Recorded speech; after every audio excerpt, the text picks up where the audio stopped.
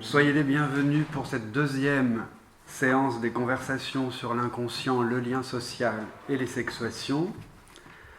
À la suite de notre première séance, un peu dense et un peu ambitieuse, pleine de promesses qu'il faudra tenir, nous pouvons à présent nous engager plus fermement dans notre matière. Aujourd'hui, la conversation s'intitule « Mon divan trembla », auquel j'ai ajouté un second titre, « Conversation avec l'intelligence artificielle ». Une conversation avec ChatGPT, en l'occurrence, que j'ai tenté d'avoir pour faire une expérience à la frontière du langage. Je l'ai interrogé sur le chapitre 6 de Parle à mon corps, celui intitulé « Chez l'analyste », que nous allons discuter tout à l'heure, j'espère avec plus de profondeur que ce que j'ai vécu avec l'IA. Ceci pour nous permettre d'aborder peu à peu deux érotiques qui ne trouveront pas aujourd'hui de définition stable, ni même valable, mais peut-être un premier déchiffrage, ceux que j'ai évoqués la dernière fois. La première formulation est « du sexe guérir l'amour », la seconde « faire l'amour du sexe ». Cette approche se fera en passant tout d'abord par la notion de fantasme, l'hétéros patriarche et la patride que j'ai proposé la dernière fois, ce qui nous amènera à considérer un petit aspect des rapports du performatif et du signifiant à l'occasion de la publication du dernier livre de Judith Butler intitulé « Qui a peur du genre ?» La discussion qui suivra mon exposé pourra s'intéresser à ce que le chapitre 6 vous a inspiré comme question et comme pensée. Donc aujourd'hui, pas de leçon inaugurale ni magistrale, mais l'exposition d'un travail en train de se faire, working progress, mais consulter l'oracle du 3e millénaire a un coût. Je dois vous avouer que cette expérience avec l'IA m'a mis dans le mal, comme on dit. Aussi, j'ai failli tout jeter à la poubelle et ne pas vous le présenter. Un double symptôme principal s'est manifesté, que je peux vous livrer. Je n'arrivais plus ni à penser, ni à écrire. Ce qui est toujours chez moi un signe que ça ne va pas. Ce malaise est sans doute le résultat direct de cette expérience avec l'IA, qui est une expérience de langage privée de parole, que je résume comme la fréquentation d'un apparent discours qui n'en est pas un, qui porte atteinte directement à la perception de soi-même en la capturant, à la pensée en l'empêchant par de fausses paroles et de fausses associations signifiantes. Parler avec un mur est sûrement moins dommageable et plus intéressant que converser avec l'intelligence artificielle. Rien à voir avec la dégustation d'une conversation, la tarte aux amandes de Madame d'Épinay que j'évoquais l'autre jour. J'ai plutôt eu l'impression d'avaler une soupe aux cailloux. Alors je m'excuse d'avance pour ce probable ressenti de déception ou d'inconfort que pourra vous générer ce qui va suivre. Il est à mettre en lien, s'il survient, avec les effets structurels du langage artificiel, de l'intelligence artificielle, qui poussent à une forme de dévitalisation subjective. Cela peut sembler exagéré, dit comme ça, mais c'est mon expérience. Pour limiter la chose, j'ai raccourci la quantité d'éléments connectés avec elle pendant ma présentation.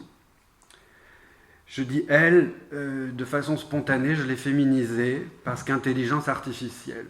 D'autres personnes disent « il » parce qu'ils l'envisagent comme le logiciel ou le dispositif. C'est une question qui reste en suspens. Donc vous n'aurez pour aujourd'hui à en subir qu'une petite poignée d'éléments. Faisons quelques pas en arrière, d'abord, pour reprendre le fil de la dernière séance. Du signifiant patriarcat, nous sommes passés à celui de fantasme hétéro du patriarcat et sa version anglophone The Straight Fantasy of Patriarchy, pour ouvrir finalement sur la formulation que j'ai retenue, le fantasme hétéros patriarche, qui n'a de valeur qu'associé au fantasme apatride, qui le décomplète et que nous allons aborder également. Parmi les propositions avancées lors de la séance d'introduction, une au moins peut retenir notre attention et nous servir à entrer dans cette perspective. L'existence hypothétique d'un fantasme hétéros patriarche a été proposée pour cerner un élément psychique accessible à celles et ceux qui pratiquent la psychanalyse, dans un fauteuil ou sur un divan, analysant ou analyste. Car nous ne pouvons pas nous contenter d'une simple reprise des signifiants patriarcat ou hétérosexualité blanche cisgenre, qui appartiennent plus justement aux luttes politiques pour l'égalité des droits, les féminismes et les combats contre les violences sexuelles et sexistes. Cette notion de fantasme hétéros patriarche trouve sa raison dans la décision d'affronter ce qui se fait connaître sous le nom de patriarcat, mais dont la portée signifiante mérite d'être réduite et repérée dans l'économie psychique avec plus de précision, afin de rendre son examen plus adapté à l'expérience psychanalytique. Vous allez entendre qu'avec l'IA, le fantasme est traité d'une manière objective, dynamique, mais très peu subjective ou existentielle, et absolument pas psychanalytique. C'est une perte instantanée qui nous accueille avec trop de charme d'avancer dans cette modalité de communication dépourvue précisément de fantasmes. Le caractère obsessionnel de ChatGPT, poussé à l'extrême depuis qu'elle a été rendue publique et littéralement bridée pour l'empêcher d'être raciste, misogyne ou de pousser au suicide, ce qui malgré tout ne fonctionne pas réellement à ce jour, s'illustre dans la conversation que j'ai eue avec elle par beaucoup d'effets anti-fantasmatiques ou anti-poétiques. ChatGPT n'a pas d'appareil psychique ni de fantasme. La conversation avec elle nous amène systématiquement devant une série de mises en relation, de comparaison et de synthèse qui oblige à s'extirper de l'effet de glu de ses réponses, pourtant tout à fait recevables sur un certain plan. Mon hypothèse est que l'IA privilégie de fait le performatif au signifiant, l'agentivité à la signifiance, dans une sorte de discours qui n'en serait pas un, seulement l'illusion d'un discours avec tous les risques que cela comporte dans les usages dialectiques que nous pouvons tenter d'avoir avec cet outil, en particulier dans une perspective dite conversationnelle, parce que là il s'agit d'une IA dite conversationnelle. Vous allez entendre la capacité de ChatGPT à répondre depuis les connaissances disponibles, mais aussi d'intégrer instantanément les enjeux de propositions nouvelles, telles que les notions inconnues d'elle, de fantasme hétéros, patriarche ou d'apatride, en leur donnant une consistance politique et des définitions conceptuelles en parfaite autonomie, absolument spéculatives, au-delà des savoirs existants. Car ces deux fantasmes n'ont à ce jour aucune définition, mais ChatGPT peut en proposer, ce qui nous renseigne au passage sur certains déterminants des discours actuels, dont la propension à produire des faux dires, la langue de bois, la falsification, la communication institutionnelle et politique notamment. Autre caractéristique des réponses de l'IA, elles se répètent beaucoup. Elles semblent tourner en rond. C'est assez pénible à la lecture, au premier abord. Mais en écoutant de plus près, nous pouvons nous apercevoir qu'elles brassent des signifiants dans une série de tentatives de formulation, dans des phrases intelligibles selon ses propres critères, qui permettent, pour ainsi dire mécaniquement, d'obtenir des nuances apparemment signifiantes. C'est donc une occasion d'éprouver, d'une part, l'incongruence des processus psychiques, en particulier inconscients, avec la logique formelle, et d'autre part, la pensée comme irréductible à un simple traitement de symboles, ce que l'IA fait. Mais c'est aussi une expérience très insatisfaisante, ainsi que vous allez sans doute le constater. Les réponses de ChatGPT sont présentées dans le texte intégral que vous aurez plus tard, dans une autre police d'écriture et avec un grisé en surimpression pour arriver à se repérer, et aussi pour être sûr que c'est pas moi qui dis ça.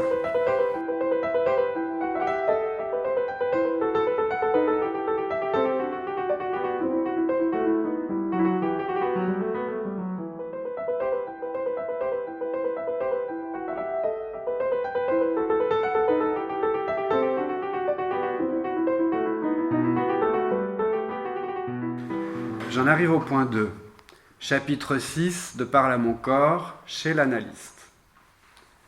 Dans le chapitre 6 de Parle à mon corps, Marc reprend contact avec son analyste, Joseph Fontaine, après plusieurs années d'interruption des séances.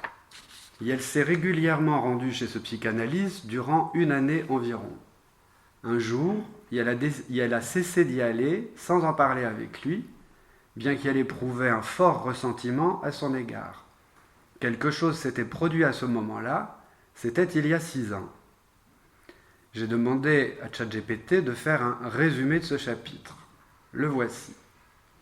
Marc, une personne trans, retourne chez son analyste après 6 ans d'absence avec des sentiments mêlés de colère et de frustration.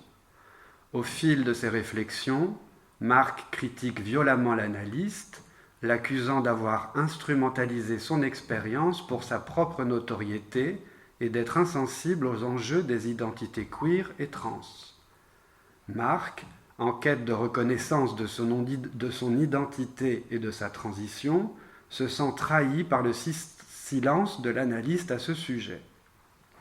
Malgré ses reproches, Marc ressent le besoin de poursuivre son analyse, bien qu'il soit déstabilisé par l'absence de commentaires de l'analyste sur sa transition. De son côté, l'analyste, fidèle à sa méthode, reste silencieux, laissant Marc s'exprimer. Ce silence, cependant, semble révéler un malaise ou une distance face aux questions de genre, malgré le fait qu'il ait réalisé ses recherches sur le sujet. Les deux personnages sont pris dans des fantasmes de pouvoir, de reconnaissance et d'autorité, reflétant la complexité de la relation analytique et des enjeux identitaires. Fin du résumé par l'IA. Elle met en évidence la notion de fantasme dans la conclusion de son résumé. Alors, je l'ai interrogé plus avant dans cette voie. Mais vous allez voir que son usage de la notion de fantasme en fait une chose qui n'a pas grand-chose à voir avec le fantasme en psychanalyse. Ce qui va tout de même nous intéresser à propos de l'introduction du dernier livre de Judith Butler et son usage de la notion de fantasme psychosocial dans ce livre. Donc, les deux personnages sont pris dans des fantasmes. Je lui demande, comment pourrions-nous les définir, ces fantasmes ? Le fantasme de Marc, là c'est l'IA qui répond. Le fantasme de Marc se définit principalement autour du besoin de reconnaissance et de validation de son identité trans, ainsi que d'une crainte d'être réduit à un simple objet d'étude ou un outil d'exploitation intellectuelle par l'analyste. Marc imagine que l'analyste se sert de sa situation personnelle, notamment de sa transition, pour nourrir ses recherches ou sa notoriété publique, ce qui le trahit dans sa quête d'authenticité. Ce fantasme est renforcé par le silence de l'analyste, que Marc perçoit comme un refus de reconnaissance de son identité, alors qu'il attend un geste ou une parole validant son parcours. Marc projette ainsi sur l'analyste un rôle oppressif, symbolisant une forme de pouvoir qui l'empêche d'exister pleinement dans sa nouvelle identité. Ensuite, ChatGPT me propose une définition du fantasme de l'analyste. Le fantasme de l'analyste repose sur un idéal de neutralité et de maîtrise intellectuelle qui l'amène à se positionner comme une figure distante, détachée des enjeux sociaux ou politiques liés aux questions de genre et d'identité. L'analyste se fantasme comme un professionnel impartial, capable de maintenir une distance avec ses patients tout en restant fidèle à la méthodologie psychanalytique classique. Il semble craindre d'entrer dans des débats identitaires qui pourraient nuire à l'universalité de l'analyse, ce qui l'amène à éviter de commenter explicitement la transition de Marc.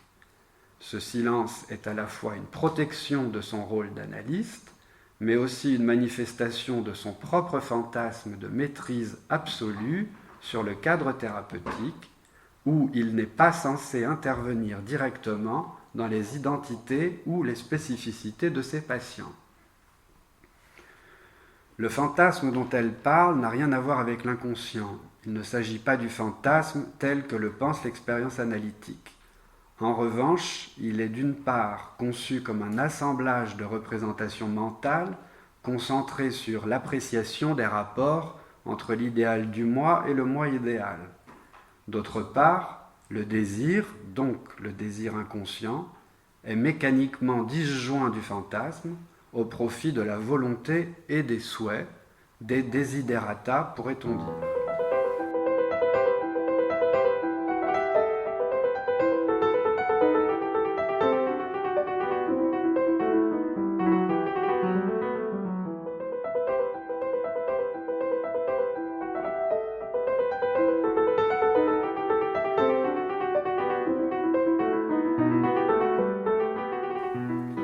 Point 3. Fantasme hétéros patriarche. Je lui demande, en quoi ces deux fantasmes, celui de Marc et celui de l'analyste, sont-ils représentatifs de deux versions singulières du fantasme hétéros patriarche? Je reprécise qu'à ce stade, ChatGPT ne connaît pas le terme hétéros patriarche. Je n'ai pas commencé de lui dire comment le définir. Je choisis de la laisser se débrouiller avec ces termes tels quels. Elle ne dispose que de ses connaissances globales et du texte du chapitre 6 que je lui ai cependant donné intégralement. Pourtant, ses réponses sont dignes d'un vrai conférencier, mais un conférencier qui dit beaucoup de bêtises. Elle répond « Les fantasmes de Marc et de l'analyste peuvent être vus comme des représentations de ce fantasme hétéros patriarche, dans la mesure où il reflète les dynamiques d'oppression, de contrôle et d'invisibilisation qui les caractérisent. Immédiatement, l'IA donne raison à ma suggestion. Elle répond en allant dans mon sens. À chaque fois, elle mobilise des principes de reformulation et me donne satisfaction. Elle poursuit.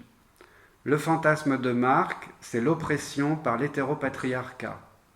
Marc incarne un individu qui se situe en dehors des normes hétéropatriarcales, étant une personne trans en quête de reconnaissance.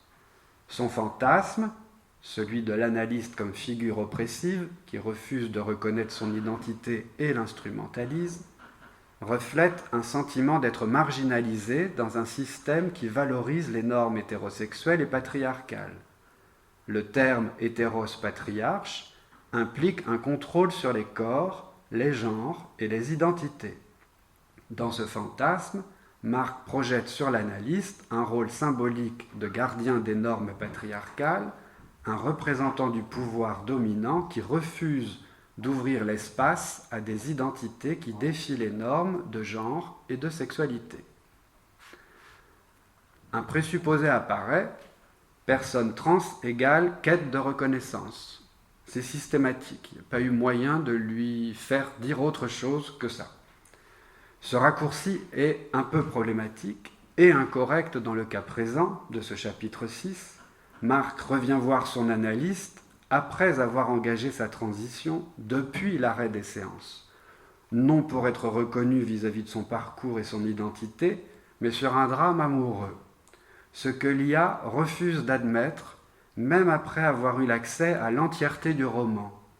J'ai tenté à plusieurs reprises de lui suggérer que Marc cherche davantage à reprendre l'énigme de son désir, là où il l'a laissé 6 ans auparavant, ce sur quoi l'analyste le renvoie violemment à propos du désir d'analyse et du désir d'analyste, l'IA réfute, et cette fois refuse de me donner raison et clôt la conversation. J'ai dû la reprendre. Elle a poursuivi en donnant une définition du fantasme de l'analyste, la maîtrise hétéropatriarcale. Le fantasme de l'analyste, en revanche, est celui d'une neutralité détachée, une prétendue maîtrise sur les enjeux identitaires, qui peut être lue comme une représentation du fantasme hétéropatriarcal de contrôle et de domination des discours. Dans le contexte du terme hétéros-patriarche, ce fantasme de l'analyste révèle une dynamique où les identités non normatives, comme celle de Marc, sont traitées comme des objets théoriques plutôt que comme des sujets valides. La neutralité de l'analyste, qui évite de commenter explicitement la transition de Marc, peut être interprétée comme une forme de refus de s'engager avec les réalités et la diversité de genre, sous couvert de rester fidèle à un cadre analytique classique qui ne reconnaît pas pleinement ses identités. Elle s'arrête là. Ici, nous obtenons une réponse centrée sur la question de la neutralité bienveillante, ce qu'elle fait assez facilement. Neutralité bienveillante, si souvent mobilisée par les discours visant des déconstructions et des dépassements catégoriels. C'est très moderne actuellement. Extraite du contexte de sa production dans les propositions freudiennes de l'époque, la notion de neutralité est ici employée à des fins purement rhétoriques, sans pouvoir accéder plus sérieusement à une partie de son objet central que pourrait être le statut de l'abject ou celui du pire dans leur maniement et dans le transfert.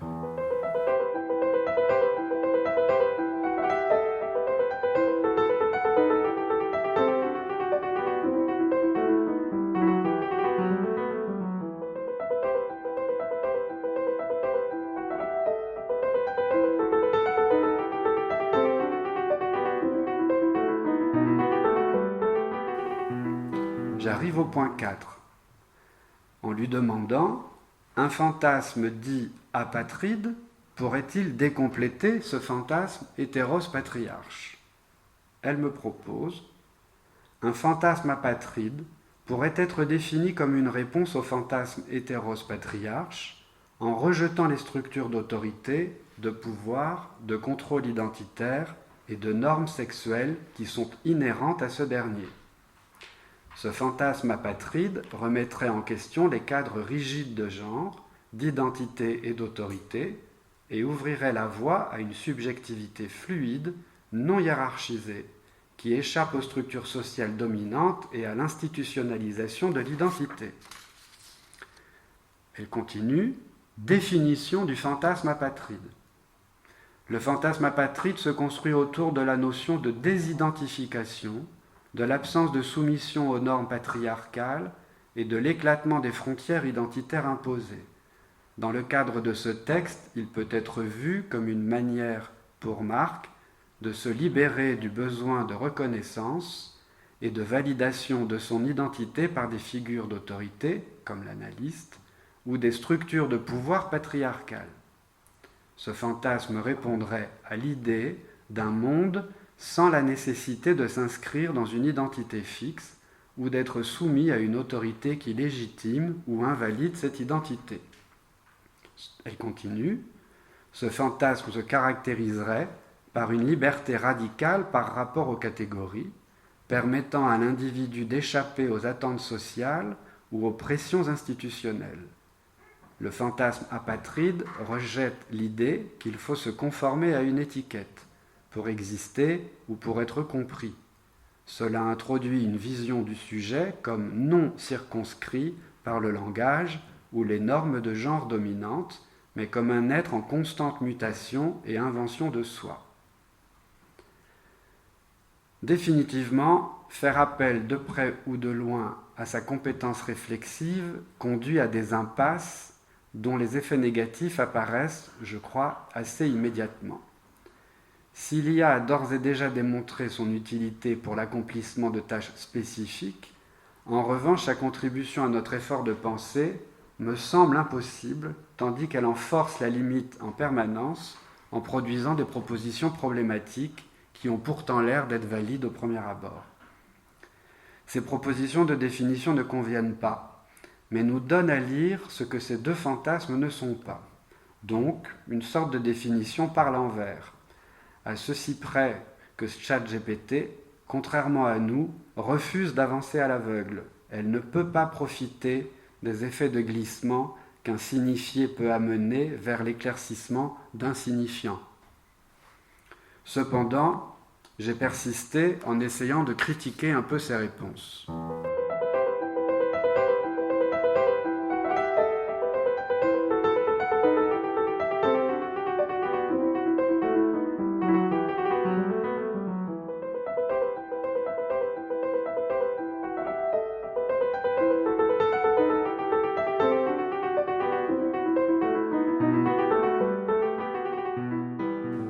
J'en viens au point 5, où je lui ai demandé « Ne serait-ce pas une approche un peu foucaldienne ?»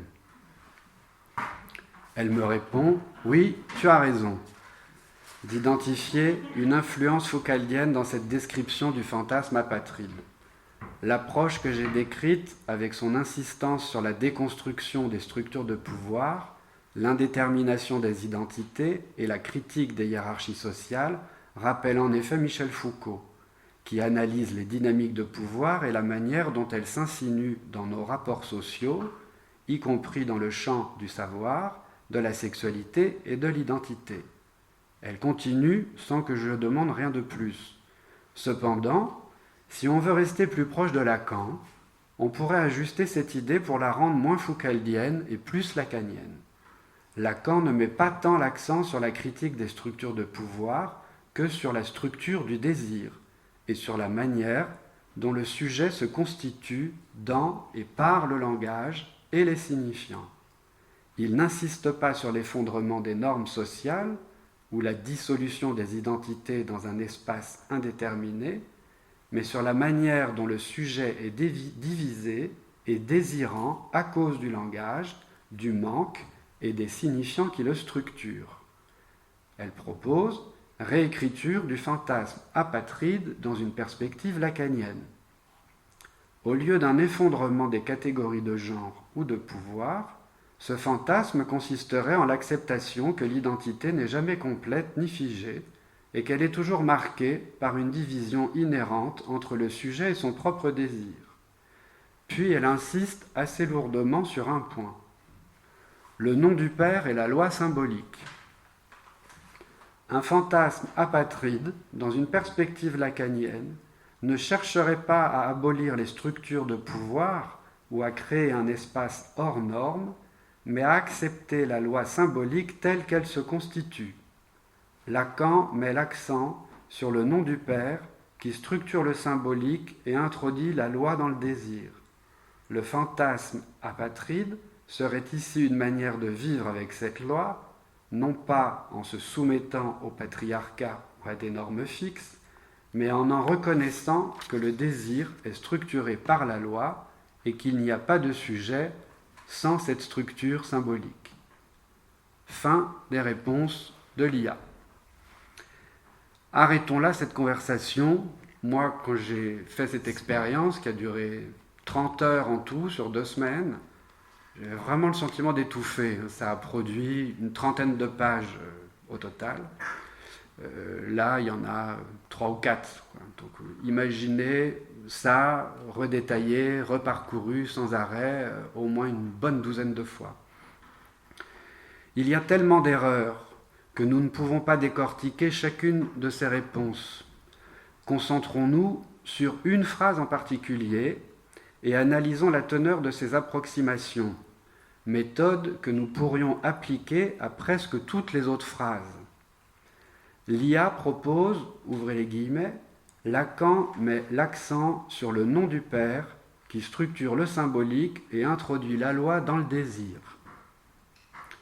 Tout dans cette phrase semble juste, aussi juste que ce que nous avons pu entendre dans certains cours à la fac ou dans des maisons de psychanalyse ou dans ma bouche à certaines occasions notamment quand je faisais le prof avec la prétention d'enseigner. Et pourtant, tout est faux. Cela ressemble à un morceau de théorie psychanalytique, mais pour l'accepter en l'état, il faudrait s'accommoder des raccourcis et des facilités que nous cherchons précisément à élucider et à réduire. Lacan ne met pas l'accent sur. Il ne crédite pas d'une plus-value le nom du Père, qui n'est d'ailleurs pas le nom du Père, mais le signifiant du nom du Père avec un N majuscule.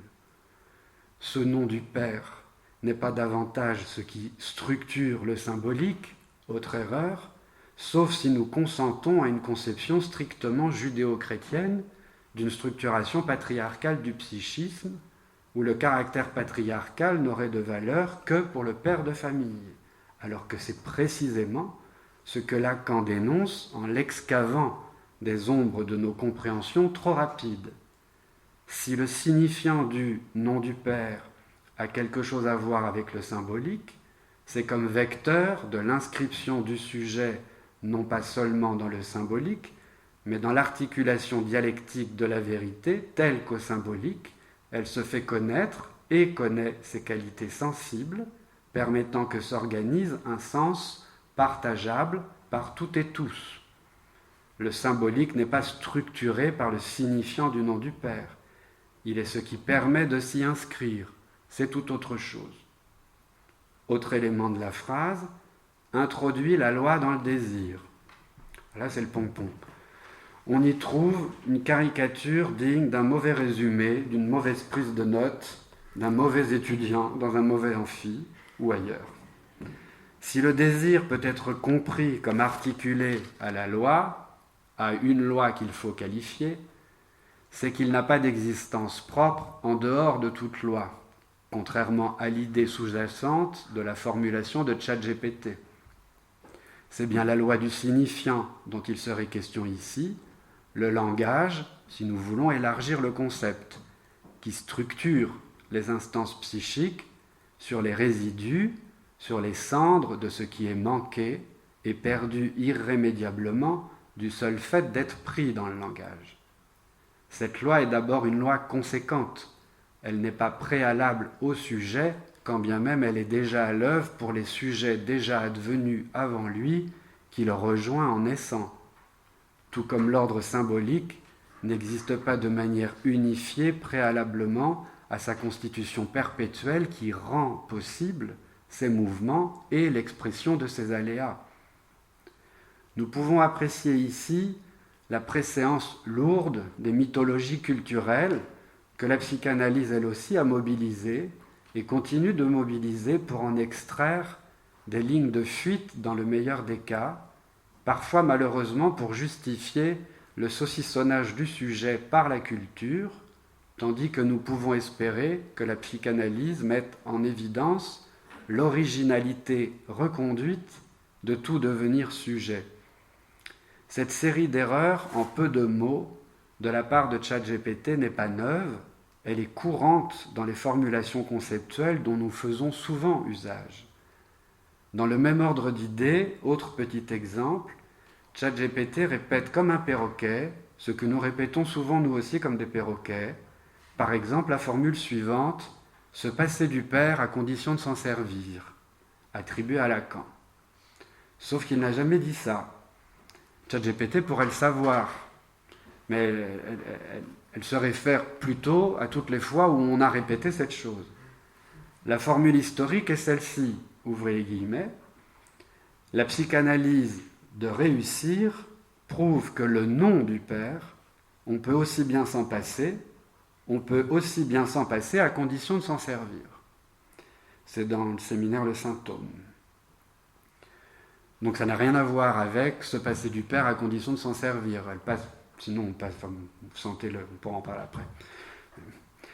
Bon, j'arrête ici cette autopsie de la conversation avec ChatGPT qui nous donne à entendre la précaution nécessaire dont il faut profiter pour lire les réponses de l'IA et la manière dont peut-être il est opportun ou pas d'avoir recours à elle dans un espace ou une expérience conversationnelle, mais nous donne aussi une sorte de manière ou de méthode pour lire les textes théoriques idéologiques, dans le champ de la santé mentale notamment, qui méritent toujours d'être lus et entendus au scalpel, pour en extraire les enjeux inconscients, accéder au narcotexte de tout texte, sans quoi toute articulation théorique, apparemment logique, peut passer pour une traduction véritable des processus psychiques, tout en étant fondamentalement opposée à ces mêmes processus. Sur ce point, cette expérience a été intéressante, c'est sans doute le seul. L'intelligence artificielle conversationnelle, comme l'intelligence artificielle de justice prédictive, autre exemple, présente des inconvénients majeurs et des risques incontestables sur notre rapport au langage et à la vérité.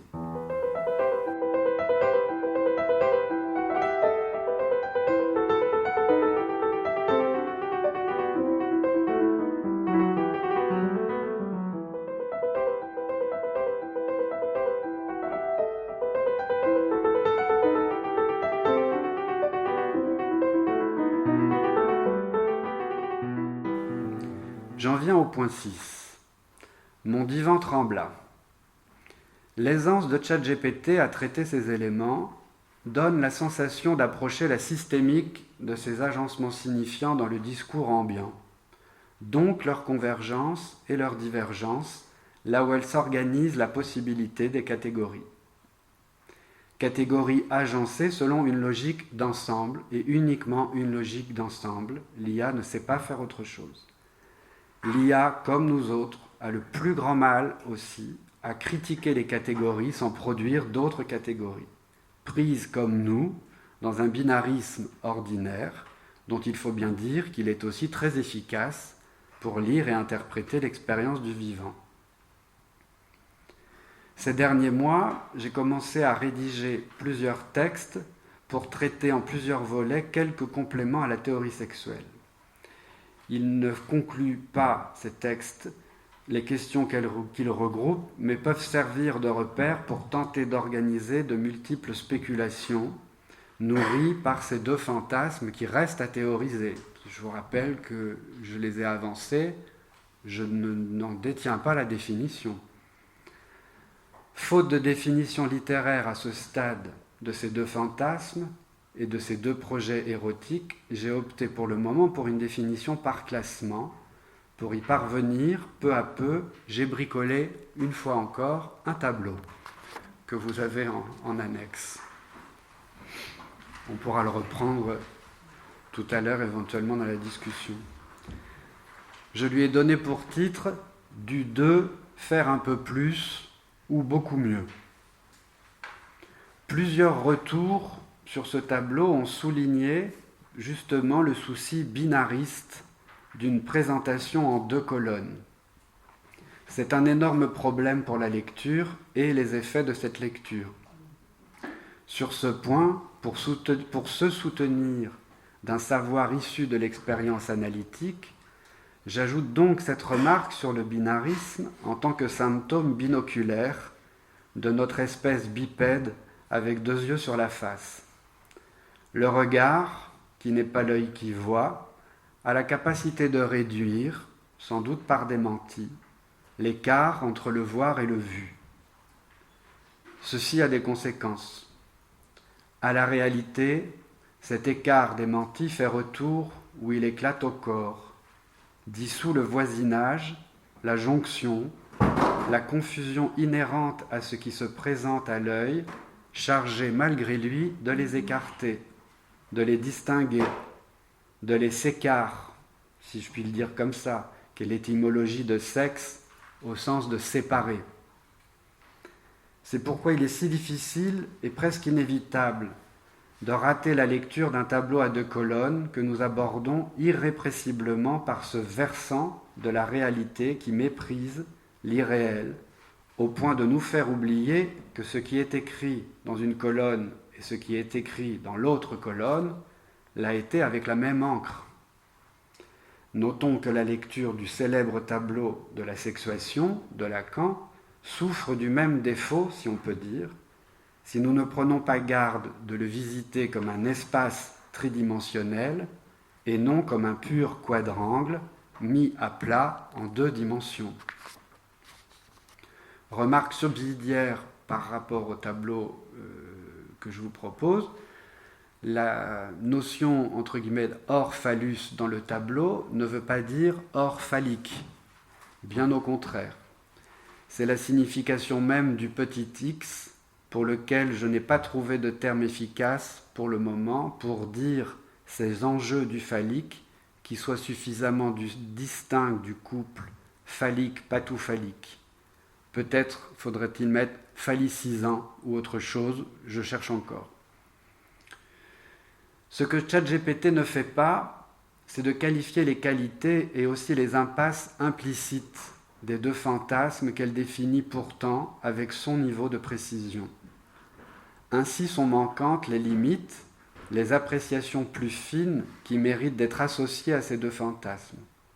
La plus centrale d'évidence et manquante dans ses réponses est l'inadéquation du fantasme, de tout fantasme, avec l'ensemble disparate des paramètres à prendre en compte pour une analyse globale de leurs caractéristiques, pour souligner les limites de l'entreprise unifiante d'un fantasme, discriminant et excluant par définition, disons plutôt par nécessité subjective. Pour expliquer cette faiblesse des réponses de ChatGPT, il semble qu'un élément principal est manquant également. Elle considère le sexe et le genre comme 2 expressions binarisées de la nature et de la culture. Évidemment, elle prend appui sur une conception du genre pensée comme le pendant du sexe, où le sexe est une donnée que le genre pourrait étendre par ses expressions. Cette conception n'est pas la mienne, on en a parlé la dernière fois. Elle ne convient pas, de mon point de vue, à l'approche psychanalytique sur ces questions. Mais cette conception est celle qui domine la totalité des considérations actuelles sur le sexe et le genre dans à peu près toutes les disciplines. C'est sans doute pour cela que ces réponses ressemblent aussi à ce que l'on peut lire et entendre sur les questions de genre ici et là. Ceci nous renvoie à l'une des questions soulevées lors de notre dernière discussion à la suite de ma présentation, celle questionnant la psychanalyse comme discours, différemment du discours psychanalytique. Précisons un peu cette question en prenant appui sur le statut d'un métalangage dans la psychanalyse. Pour Lacan, l'inconscient est structuré comme un langage. Cela signifie que le langage n'est pas simplement un outil de communication, mais qu'il est constitutif des processus psychiques inconscients. Ainsi, la psychanalyse ne peut pas utiliser le langage pour décrire l'inconscient, mais cherche plutôt à décoder les structures et les formations qui en sont les manifestations. Il refuse que la psychanalyse se place dans une position méta, c'est-à-dire qu'elle offre une explication ultime des discours. Pour lui, tout langage est pris dans la même logique de signification et de désir que celui de l'analysant ou l'analysante, ce qui rejoint la compréhension par ChatGPT de la position de l'analyste qui ne peut être en maîtrise du dit langage, incapable d'en expliquer les rouages depuis une position de surplomb constituée de connaissances. Ah ben je me suis perdu dans ma phrase. Il en manque une. Ah! Eh ben c'est pas grave. Hein? C'est que sans doute ça voulait rien dire. Hein? Qu'est-ce que j'ai mis après? Ben alors, c'est bien la peine d'avoir relu. Mais elle m'a rendu dingue. C'est un enfer. Blablabla, blablabla. Bon, peu importe, je passe au paragraphe d'après. Non, il faut quand même que je reprenne le fil. Dans cette position caricaturale, l'analyste contribuerait à une fixation du rapport du signifiant avec le signifié, que Lacan a tout autrement décrit comme étant décalé et non fixe, en glissement continu les uns vis-à-vis des autres, faisant la possibilité du tremblement signifiant de la parole en analyse, tremblement qui ne se confond pas, c'est ce qui va nous intéresser à présent, avec le seul trouble performatif. Cette fixation entre le signifiant et le signifié existe pourtant bien dans les usages et les pratiques de certains discours. Elle est particulièrement illustrée par ce que nous désignons par le terme de performatif, qui est la pointe avancée du discours performatif fondé de l'agentivité du sujet, à savoir sa compétence à agir sur le monde et sur les autres. La notion de performatif est singulièrement mobilisée dans les questions de genre, depuis que Judith Butler a développé et soutenu sa théorie performative depuis 1990 et la publication du célèbre « Troubles dans le genre ». La proposition d'alors, assez complexe et parfois obscure, de la philosophe a connu une carrière aussi florissante que celle de la notion de genre. Personne n'a pu ni ne peut aborder les questions de genre sans en passer par le geste butlérien. Cette proposition a été et reste assez mal perçue par le milieu psychanalytique. Pour une raison simple, si l'on écarte les crispations intellectuelles ou morales assez nombreuses que j'ai évoquées lors de notre première séance, à savoir que dans la perspective performative, le sujet de l'énoncé se confond avec le sujet de l'énonciation, celle-ci étant renforcée en vérité de son élection à sa surface. Tandis que dans la perspective psychanalytique, le sujet de l'énoncé n'est pas celui de l'énonciation, dont la vérité est frappée d'une impossible unité. Reste que ces nuances n'ont pas réellement été introduites dans les discussions entre les psychanalystes et Butler, malgré de nombreuses interactions centrées sur d'autres aspects de son œuvre. Je continue de beaucoup le regretter.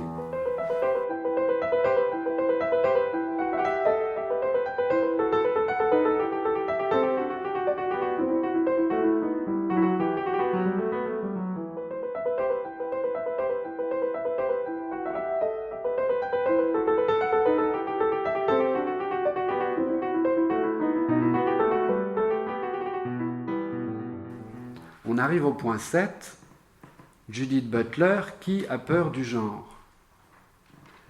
Restons un moment avec Judith Butler, qui vient de publier, comme je vous l'indiquais, un dernier livre, enfin un récent livre, c'est pas le dernier j'espère, intitulé « Qui a peur du genre ?», il y a 15 jours.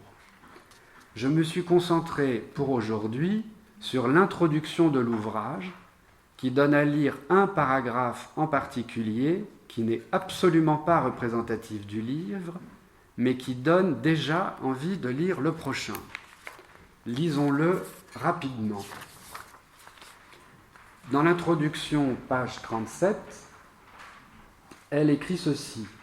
« Ma tâche ici n'est ni de produire une nouvelle théorie du genre, ni de défendre ou de réexaminer la théorie performative que j'ai proposée il y a près de 35 ans, et qui me paraît aujourd'hui contestable à plusieurs égards, notamment à la lumière de la critique matérialiste et de la critique transgenre.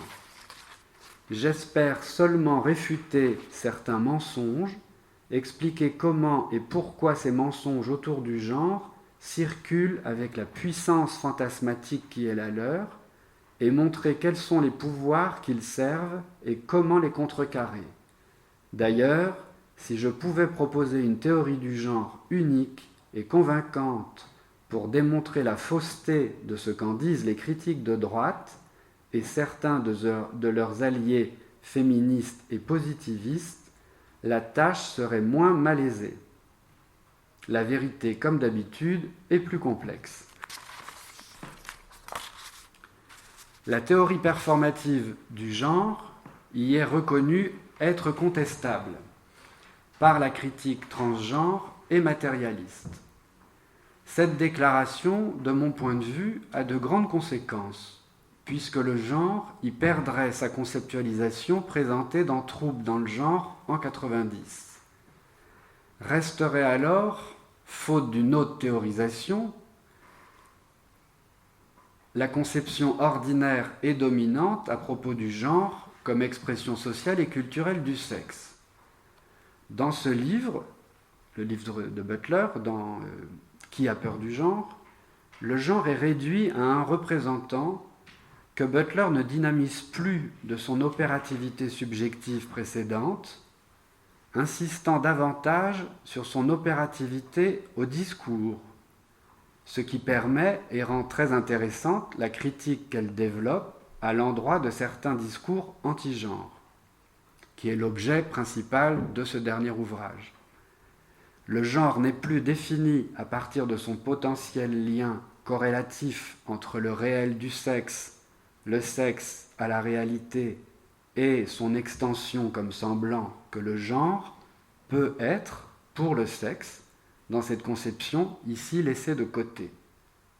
Le genre comme semblant réellement imaginaire, du sexe lui-même semblant imaginairement réel, ne sont pas davantage envisagés ou retenus, à quoi est préférée la référence à un fantasme psychosocial, bien loin du fantasme pensé par la psychanalyse, malgré des références une fois de plus répétées dans l'introduction de son livre, et à Freud et à Laplanche pour appuyer son entreprise. Cependant, le genre n'y est pas réduit à un paraître. Il est maintenu comme opérateur d'autre chose que la seule représentation. La constitution même d'une vérité reste concernée par l'effectivité du genre dans son travail. Malgré cela, sa qualité de vecteur profitable à l'élucidation du réel du sexe, en s'appuyant sur la fonction du semblant, n'est pas retenue comme possible développement à venir, ni via les théorisations psychanalytiques, qui ne relèvent pas de son domaine, il faut quand même le rappeler, ni de pratique, bien évidemment, mais pas davantage par l'introduction attendue et espérée au moins par moi d'une élucidation de la conflictualité signifiant performatif, sous-entendu néanmoins dans cette sorte de dépassement de sa performance de 90. Je le regrette et j'espère la suite. Visant à éclairer les procédés des contestations et des attaques contre le genre de plusieurs discours, notamment religieux, politiques ou féministes, dont le principal défaut demeure un défaut de travail, selon elle, d'étude des éléments pourtant dénoncés avec violence, Butler ne critique pas le discours des psychanalystes en guerre contre le genre. C'est étonnant, car il et elle méritent la même critique, celle de statuer sur des questions qu'il et elle n'ont manifestement pas assez travaillées. Je regrette l'absence de cette critique et je l'espère aussi pour plus tard. Un gap demeure donc entre la production des arguments de Butler avec le discours psychanalytique et le discours des psychanalystes. Un gap qui maintient malheureusement un statu quo et retarde du même trait que le genre soit travaillé comme un des éléments de la production des semblants du réel du sexe que sont genre et sexe, distinctement situés et différemment associés au registre du réel, du symbolique et de l'imaginaire, qui pourtant en révèle la pertinence opératoire vers une diversification des vérités sexuelles, un éclaircissement de leurs points de contradiction et de co-occurrence, où ils se recouvrent et où ils se croisent. La référence persistante aux théories de Laplanche par Butler sur ce point explique à elle seule cette impasse de mon point de vue. Les théories de Laplanche sont plus inscrites dans la dynamique sexuelle objectale que dans la figuration et la significantisation du Geschlecht, traduit par genre de sexe en un seul mot. Il faut dire que les rares psychanalystes à avoir engagé et entretenu des échanges avec Butler n'ont pas souvent exigé le dépassement pourtant nécessaire de notre passion chauvine pour la French Theory, que les interactions avec Butler ont permis de satisfaire assez largement depuis près de 20 ans, dans une orgie mondaine sans équivalent. C'est dommage.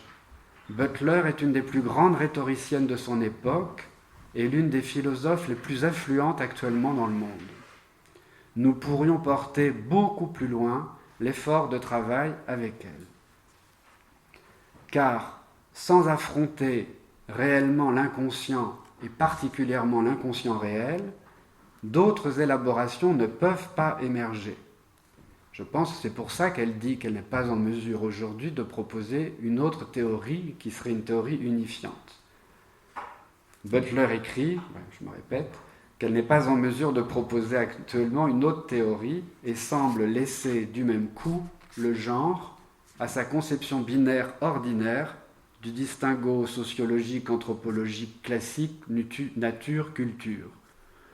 En cela, l'ouvrage répond à une nécessité actuelle impérieuse, à savoir l'éclaircissement des constructions des discours fascistes et totalitaires qu'elle a pris comme objet d'étude dans son ouvrage.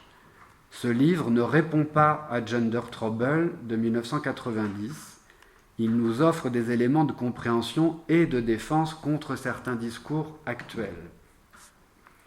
J'ai focalisé beaucoup sur ce petit paragraphe de l'introduction en vous rappelant que ce n'est pas ça l'objet du livre. Mais ça m'a interpellé.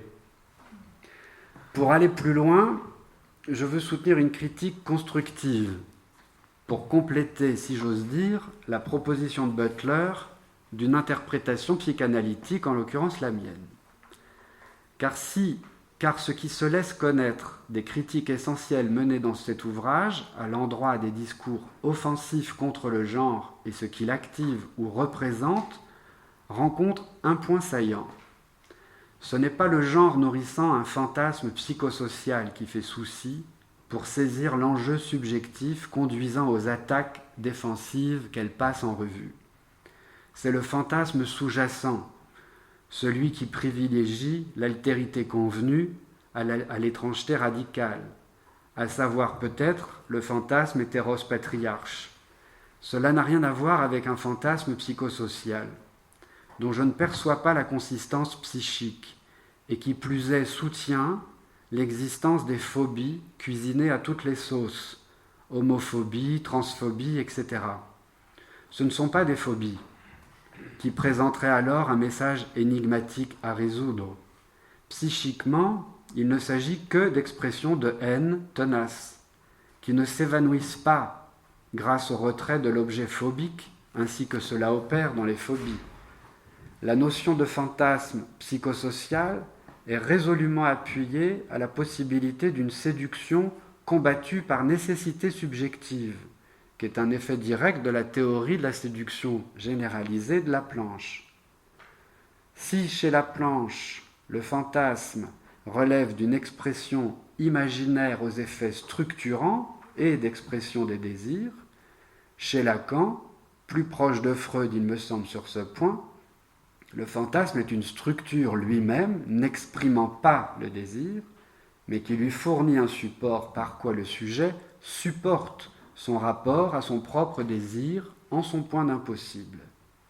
Ces deux versions du fantasme se distinguent en particulier, ainsi que je les comprends, vis-à-vis de la perversion, perçue dans la conception de Laplanche comme une variation de l'expression désirante, chez Lacan comme une subversion de l'expression du désir. D'où se distingue ce que Jean Alouche a souligné brillamment comme deux analytiques du sexe, celle du lien, celle de l'autre, sous-entendu du lieu, ou également du lieu.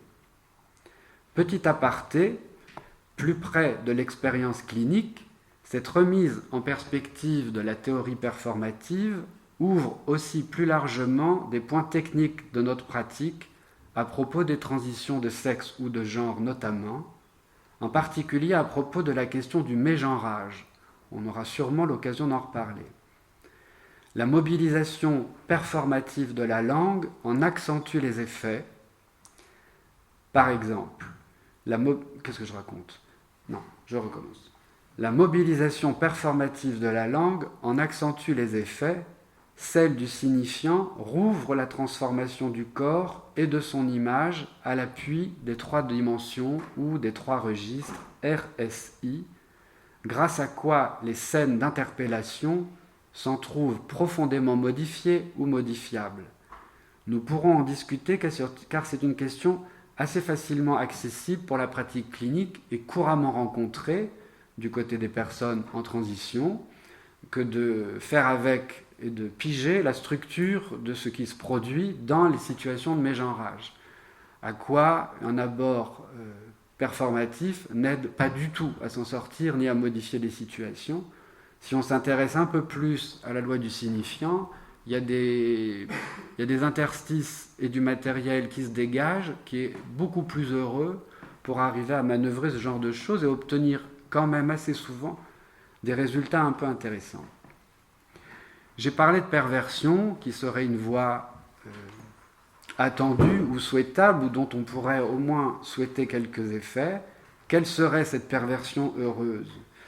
Il faudra attendre d'autres séances pour les aborder avec plus de détails. C'est celle que j'ai nommée pour le moment une perversion du phallique, et non du phallus, qui se traduit et que j'ai associée à une autre notion évoquée la dernière fois, celle de la sexuation, que j'ai essayé de bricoler pour mettre une sorte d'écho ou de décomplétude possible de la sexuation présentée dans le tableau de Lacan. Voici donc une double question à discuter pour avancer à l'issue de cette présentation et revenir un peu plus directement au chapitre 6. Qu'aurions-nous à dire de mieux? Et qu'avez-vous à dire de mieux que l'intelligence artificielle sur les interactions entre Marc et son analyste? En quoi ces 2 personnages sont-ils pris dans le fantasme que l'on pourrait dire hétéros patriarche ou apatride, que nous pouvons continuer de mobiliser sans les avoir préalablement définis? Cette méthode n'est pas ordinaire, mais elle est tout à fait conforme, de mon point de vue, à l'exploration de l'inconscient et la manière dont il est possible d'en débusquer des savoirs. Nous nous choisissons des leurs, nous les suivons comme le lapin blanc, jusqu'à rencontrer des morceaux nouveaux, quitte à les inventer. Merci de m'avoir écouté.